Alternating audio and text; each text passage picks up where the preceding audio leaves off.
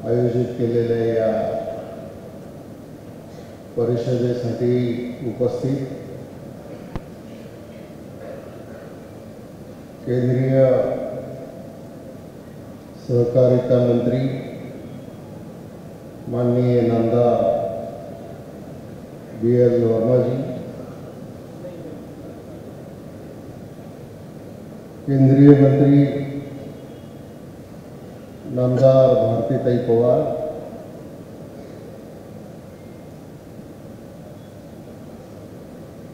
खासदार हेमंत गोडसे, अजय ब्रह्मेचा, विश्वास ठाकूर, राज्याचे सहकार आयुक्त अनिल कवडे, उद्योजक दीपक चांदे, दिलीप संघानी जी, ॲडव्होकेट ज्योतिंद्र मेहता, मिलिंदजी काळे, विकासजी महात्मे, व्यासपीठावर उपस्थित सर्व मान्यवर,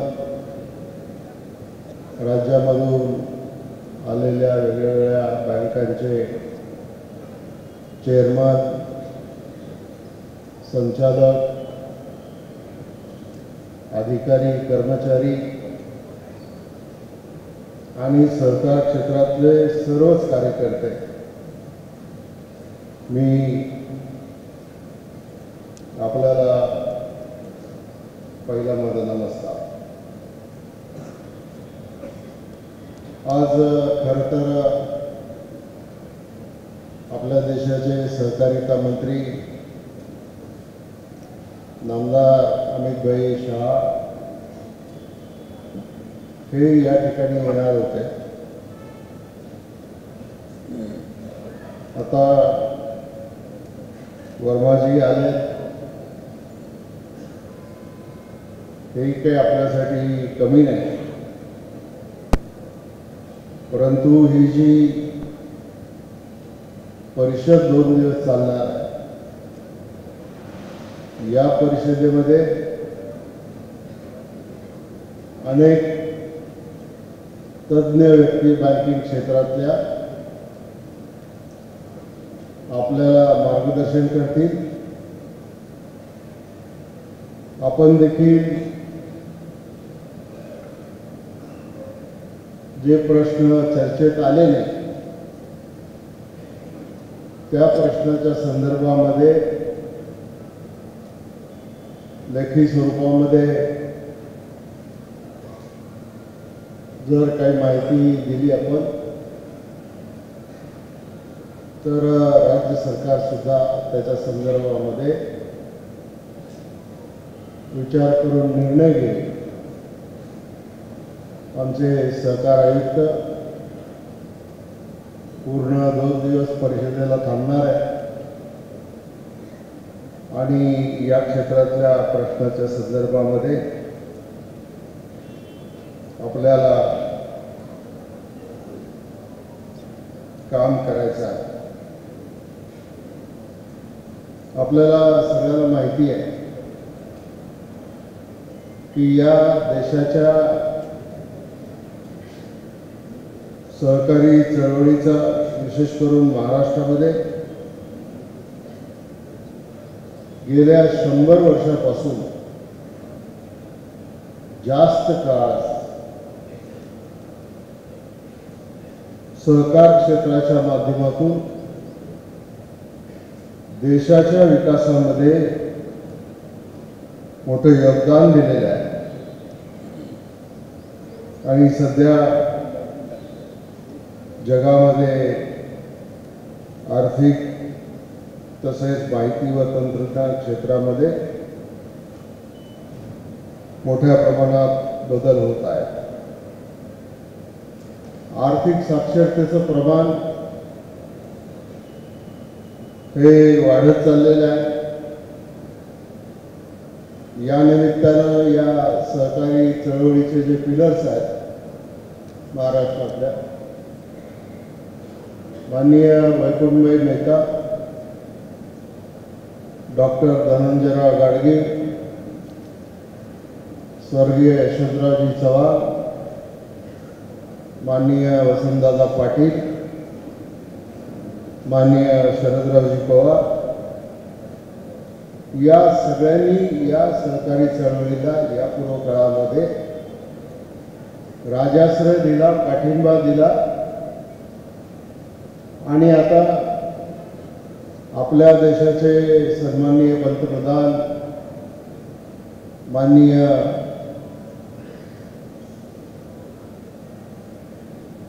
नरेंद्रभाई यांच्या नेतृत्वाखाली आणि अमितभाईच्या पुढाकारामधून या सहकार क्षेत्रामध्ये बरेचसे बदल आता पुढच्या काळामध्ये येऊ घातलेले आहेत आणि या सगळ्या पार्श्वभूमीवर आर्थिक क्षेत्रातील काम करणाऱ्या सहकारी संस्थांना विशेष असं महत्त्व प्राप्त झालेलं आहे. शहरी तसंच ग्रामीण भागातील सर्वस्पर्शी असं सहकार क्षेत्र असून या सहकारी संस्थांना सध्याच्या काळामध्ये एक वेगळं महत्त्व प्राप्त झाले आहे. महाराष्ट्र हे देशातील सहकारी संस्थांची संख्या व योगदान या दृष्टिकोनामधून अग्रगण्य राज्य आहे. राज्याच्या विकासामध्ये सहकारी बँका, पतसंस्था, विविध कार्यकारी सेवा सहकारी संस्था, साखर कारखाने, सूत गिरण्या, दुग्ध संस्था व अशा प्रकारच्या जवळपास 56 विषयामध्ये काम करणाऱ्या संस्थांनी राज्यातल्या जनतेला समृद्धीसाठी मदत केली आहे. ग्रामीण भागामधून शेती व ग्रामीण विकासाच्या अनुषंगाने आवश्यक असणारा पतपुरवठा,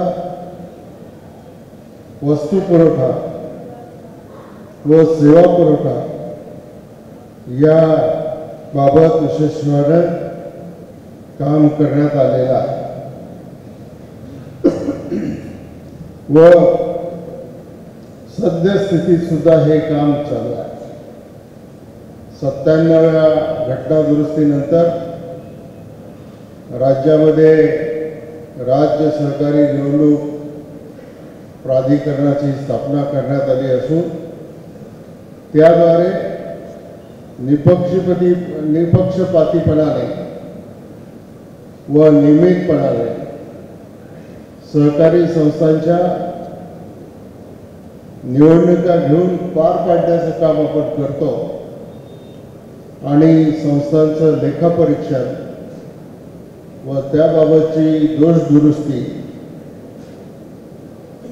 याच्याकडे लक्ष दिल्यामुळं सहकारी संस्थांची वाटचाल ही कायदा व नियमातील तरतुदीनुसार होत आहे आणि या व्यवस्थेमध्ये अचूकता,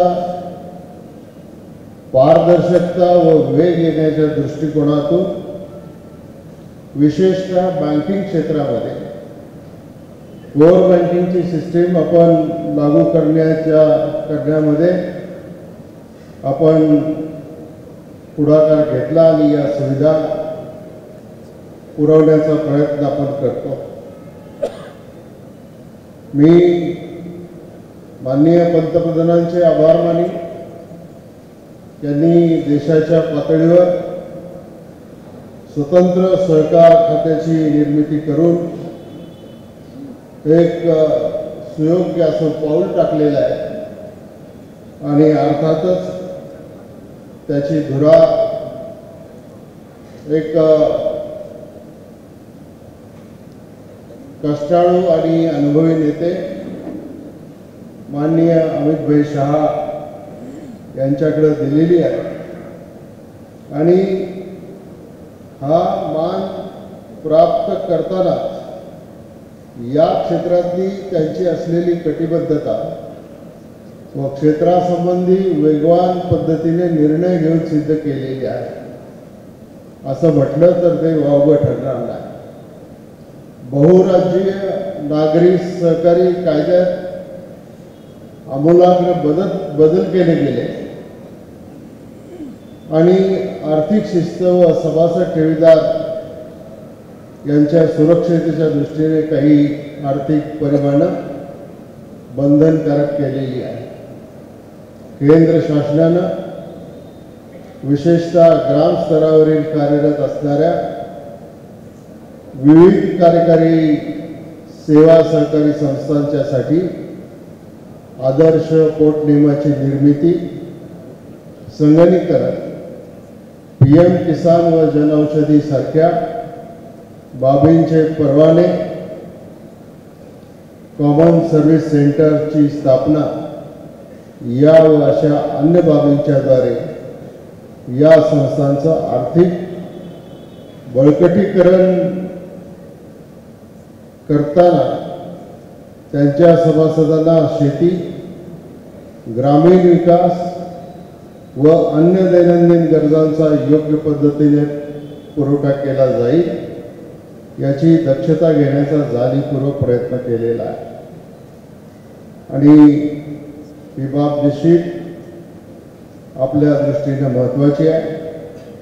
विविध कार्यकारी सेवा सहकारी संस्थांना बियाणं निर्यात व जैविक उत्पादन यासाठी बहुराज्यीय सहकारी संस्थांचं सदस्यत्व देऊन या संस्था व त्यांच्या सर्व सभासदांना संबंधित क्षेत्रातील लाभ प्राप्त होतील अशी व्यवस्था केलेली आहे। नागरी सहकारी बँकिंग क्षेत्रासाठी शाखा उघडणे यासारख्या महत्त्वाच्या सुविधा सुद्धा उपलब्ध करून देण्यासाठी प्रयत्न केलेले आहेत। जिल्हा मध्यवर्ती बँका व नागरी सहकारी बँका यांच्या बाबतीत बँकिंग रेग्युलेशन कायद्यामधील बदलांबाबत सुयोग्य अशा प्रकारचे निर्णय केंद्र सरकारकडून घेतले जातील अशी या क्षेत्राला अपेक्षा आहे।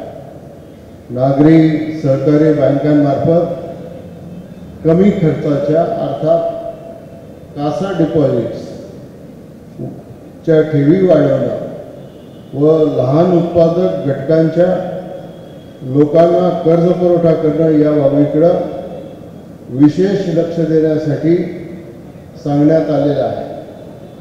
सहकार क्षेत्रातील आर्थिक संस्थांमध्ये आवश्यक असणाऱ्या काही बाबींच्याकडे मी या निमित्तानं माननीय मंत्री महोदयांचं लक्ष वेधू इच्छितो की राज्यामध्ये सहकारी पतसंस्थांचं मोठं जाळं असून या संस्थांशी ग्रामीण व शहरी भागातील विशेषतः अल्प उत्पन्न व मध्यम उत्पन्न गटातील लोकांचा खूप जवळचा संबंध आहे। त्यामुळं 1,00,000 कोटीपेक्षा जास्त रकमेची उलाढाल ठेवी व कर्जाच्या स्वरूपामध्ये या संस्थांमार्फत होत असते। या संस्थांना त्यांची गुंतवणूक रोख व राखीव व वैधानिक तरलता निधी ही सहकारी बँकांमध्ये करण्याचं बंधन आहे आणि अर्थात त्यामुळं सहकारी बँकांतील पैसा हा सहकारातच गुंतवला जातो। तथापि बँकांमध्ये ठेवलेल्या रकमांच्या बाबत रुपये 5 लाखापर्यंत संरक्षण उपलब्ध असल्यामुळं या पद्धतीने पतसंस्थांनी बँकेमध्ये ठेवलेल्या संबंधित बँका जर अडचणीमध्ये आल्या तर ठेवीदारांचे पैसे परत मिळण्याची शक्यता कमी होते. वास्तविक 100 रुपयाला 12 पैसे याप्रमाणे संपूर्ण ठेवीवर संबंधित बँका अंशदान व विमा संरक्षण महामंडळाकडे जमा करत असतात. परंतु संरक्षण मात्र केवळ रुपये 5 लाखापर्यंत मिळतं. ही बाब संबंधित पतसंस्थांच्या ठेवीदार सभासदांमध्ये अत्यंत हानिकारक व जोखमीची आहे. राज्य शासन सभासदांच्या पतसंस्थांमधील ठेवींच्या बाबत संरक्षण देण्यासाठी आम्ही प्रयत्न करतो आहोत आणि तथापि या पतसंस्थांना बँकेमधील ठेवी विमा संरक्षण महामंडळाच्या नियमामध्ये बदल करून सहकारी संस्थांच्या ठेवींना वैयक्तिक ठेवीदारांपेक्षा अधिक रकमेसाठी वेगळं संरक्षण देण्याची गरज आहे. याबाबत आपण प्रस्ताव देखील केंद्राकडे सादर करत आहोत. याचाही या बाबतीत विचार व्हावा.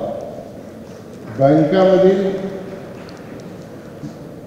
ठेवीबाबत त्यांचे नियमन भारतीय रिझर्व्ह बँकेच्या माध्यमातून करण्यात येत असते आणि त्यामुळं त्यांना देखील या बँकांना सिबिलचं सदस्यत्व दिलं पाहिजे व या बँक सदस्यत्व मिळालं पाहिजे. त्यामुळं सर्व बँकांमध्ये संबंधित कर्जदार व्यक्तींनी घेतलेल्या कर्जाबाबतची माहिती होते. तथापि बऱ्याचदा राज्यामध्ये कर्जदार बँकांबरोबरच पतसंस्थांच्याकडून देखील कर्ज घेतात. तथापि पतसंस्थांना सिबिल सदस्यत्व नसल्यामुळं पतसंस्थांच्या कर्जाची माहिती बँका व दोघांनाही उपलब्ध होत नाही.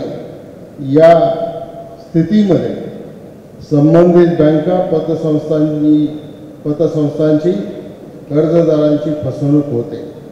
पर्यायानं या कर्ज दिलेल्या रकमांची वसुली करणं दुरापास्त बनतं व त्याच्या पतसंस्थांच्या आर्थिक स्थितीवर गंभीर परिणाम होतो.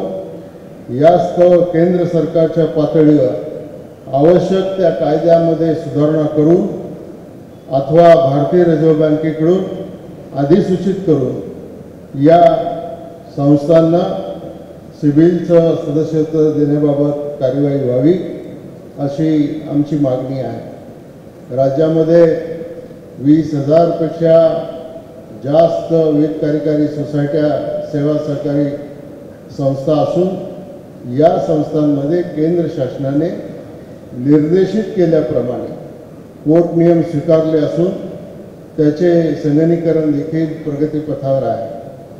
या संस्थांना जिल्हा मध्यवर्ती बँकेकडून वित्त पुरवठा होतो व नाबार्डकडून पुनर्वित्त पुरवठा होतो. राज्यातील बऱ्याच विविध कार्यकारी सेवा सहकारी संस्थांच्या कार्यक्षेत्रामध्ये शेतीबाबत दुष्काळ पडणे, महापूर, रोगराई, उत्पादनास मिळणारा कमी भाव या व अन्य कारणामुळे शेतकऱ्यांनी घेतलेल्या कर्जाची परतफेड अत्यंत अवघड होऊन बसते. पर्यायानं या विविध कार्यकारी संस्थांची वसुली कमी होते व थकबाकी वाढत जाते. अशा परिस्थितीमध्ये या सहकारी बँकेकडून घेतलेल्या कर्जाच्या संदर्भातली परतफेड संस्थांच्याकडून होत नाही. याचा परिणाम म्हणून या संस्थांमध्ये अनिष्ट तफावत वाढत जाते व याचा विपरीत परिणाम या संस्थांच्या आर्थिक स्थितीवर होतो. बऱ्याचदा या संस्था तोट्यामध्ये जातात. या सर्वांमुळे संस्थेच्या माध्यमातून सभासदांना होत असलेला कर्जपुरवठा बंद होतो व या पार्श्वभूमीवर संबंधित क्षेत्रातील योगदान जवळपास बंद होतं. यावर उपाय म्हणून वैद्यनाथन पॅकेजच्या धर्तीवर राज्यातील विविध कार्यकारी सेवा सहकारी संस्थांसाठी अनिष्ट तफावत कमी करण्याच्या दृष्टिकोनातून केंद्र व राज्य मिळून आर्थिक पॅकेज देणं आवश्यक आहे. यावर काम करून त्यांचे अपेक्षित योगदान शेती व ग्रामीण विकासासाठी देतील असा मला विश्वास आहे. राज्यामधील शेतीमधील पिकासाठी 6% व्याजदरानं अल्पमुदतीचा कर्ज पुरवठा करण्यात येतो. याबाबत नाबार्डकडून पुनर्वित्त पुरवठा केला जातो. याचे 2 प्रकार आहेत. यामधील एक प्रकार STSAO व दुसरा प्रकार STSAO. नियमित STSAOला 4.5% वित्त पुरवठा केला जातो व त्याच्यामध्ये इंटरेस्ट सबवेन्शन अनुज्ञेय नाही. त्यामुळं प्रत्येक कर्जाबाबत या व्यवस्थेमार्फत जिल्हा बँकांनी पतपुरवठा केल्यास 1% तोटा सहन करावा लागतो आणि दुसरा पर्यायी अतिरिक्त STSAO बाबत असून त्यामध्ये राज्य सरकार 2.5% इंटरेस्ट सबवेन्शन व केंद्र सरकार 1.5% इंटरेस्ट सबवेन्शनसाठी देते. केंद्राच्या या इंटरेस्ट सबवेन्शनचे प्रमाण यापूर्वी 2% होतं, तथापि आता ते 1.5% करण्यात आलेलं आहे. अतिरिक्त STSAOमध्ये नाबार्डकडून मिळणारा वित्तपुरवठा हा बाजारातील व्याजदरावर अवलंबून असल्यामुळे याही बाबतीत बँकांना तोटा सहन करावा लागतो. या पार्श्वभूमीवर केंद्र शासनाचे इंटरेस्ट सबवेन्शनचे प्रमाण 1.5% वरून किमान 2.5% करणे आवश्यक आहे व त्यामुळे पतपुरवठा अधिक प्रमाणात करणे सुलभ होणार आहे. राज्यातील पतसंस्थांमध्ये ठेवलेल्या ठेवींना संरक्षण मिळण्यासाठी राज्य शासनानं एक योजना तयार केलेली आहे. राज्य शासन यामध्ये 100 कोटी रुपये इतकी रक्कम देणार आहे व या संस्थांच्या बळकटीकरणाबाबत केंद्र शासनाचे देखील योगदान मिळाल्यास या ठेवींना संरक्षण देण्याच्या संदर्भामध्ये रकमेमध्ये आपल्याला वाढ करता येईल. यास्तव केंद्र शासनानं या व्यवस्थेसाठी किमान 100 कोटी रुपये द्यावेत अशी आमची आग्रही मागणी आहे. आजच्या युगामध्ये डिजिटायझेशन ही काळाची गरज आहे. सहकारी संस्थांचं भवितव्याच्या दृष्टीनं सर्व संस्थांनी आधुनिक तंत्रज्ञान स्वीकारणं आवश्यक असून त्यासाठी भांडवल उभारणी खूप महत्त्वाची आहे. संस्थेचे संचालक व कर्मचारी यांनी देखील या तंत्रज्ञानाची माहिती घेऊन प्रशिक्षित होण्याची गरज आहे.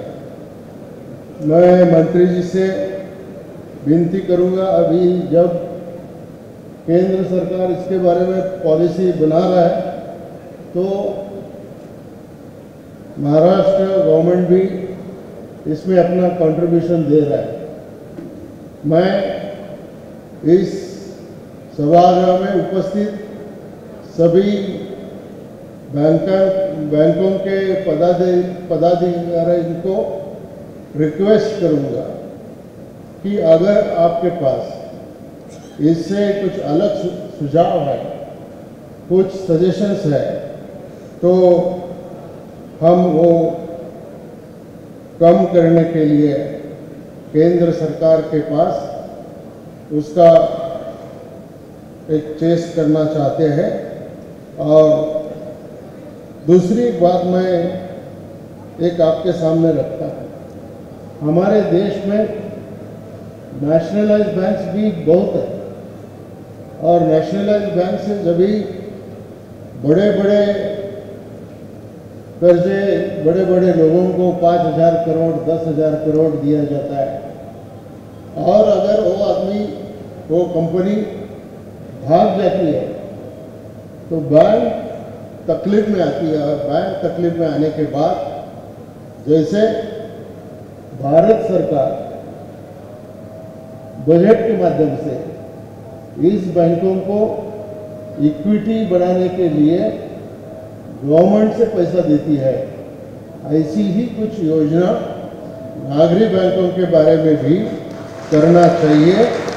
ये मेरा सबसे एक आपसे रिक्वेस्ट है। मैं और ये भी कहना चाहता हूँ कि इसमें महाराष्ट्र सरकार भी अपना योगदान देगी। और मैं आज विश्वास तुम्हाला मी सांगतो की आजच्या या परिषदेमध्ये ज्या ज्या सूचना पुढे येतील त्या सूचनांचं एक नोट तयार करू। ती नोट तुम्ही केंद्र सरकारला पण द्या, तुम्ही राज्य सरकारला पण द्या, आणि त्याच्या आधारे आणि आमच्या सहकारातल्या अधिकाऱ्यांच्या माध्यमातून दिल्लीला समक्ष जाऊन माननीय मंत्री महोदयांशी चर्चा करून या नागरी बँकांना कसं पुढे घेऊन जायचं, त्यांच्या अडचणीमध्ये कशा सुधारणा करायच्या याच्या बाबतीत आपण निर्णय करू। आमच्या सहकार डिपार्टमेंटच्या माध्यमातून बऱ्याच वेळेला मग DDRच्या लेवलला असेल, जॉईंट रजिस्टरच्या लेवलला असेल, ARच्या लेवलला असेल, अनेक वेळेला या संस्थांना अडचणीत पकडण्याचं काम केलं जातं। लवकर निर्णय होत नाही, लवकर दाखले मिळत नाही, आणि त्याच्यामुळं आज आपल्याला वसुलीसाठी त्याच्यामध्ये अडचणी येतात, वसुलीमध्ये विलंब होतो, आणि हा विलंब झाल्यामुळं बँकांचं देखील नुकसान त्याच्यामध्ये होतं। आणि शेवटी याची जी लिंक आहे की आमच्या जर जिल्हा बँका जगल्या नाही तर पतसंस्था जगणार नाही, नागरी बँका जगल्या नाही तर सामान्य माणसाला आपल्या व्यवसायासाठी किंवा अन्य गोष्टीसाठी त्या ठिकाणी निधी उपलब्ध होणार नाही। एवढंच मी आपल्याला या निमित्ताने सांगतो। आपल्याला सगळ्यांना मनापासून धन्यवाद देतो आणि आपली रजा घेतो। जय हिंद, जय महाराष्ट्र।